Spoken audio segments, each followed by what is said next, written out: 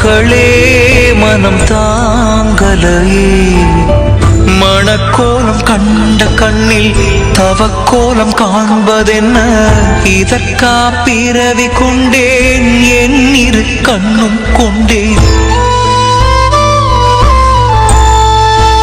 ஓ மகளே உன்னையும் என் வினை சுட்டதே, உன் கண்கள் கலங்கவா